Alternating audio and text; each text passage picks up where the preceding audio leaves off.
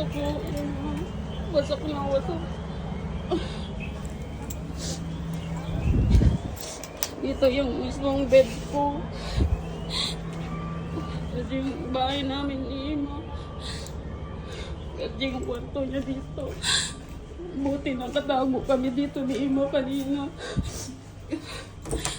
Tapos yung room ni Ima ganyan na oh. Buti nakaano kami.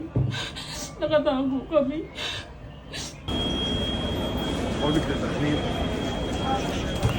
Kwarto ko tapos wasak na wasak. Buti na lang nakatago kami ni Ima. Dyan talaga yung mismo kwarto ko. Yun oh.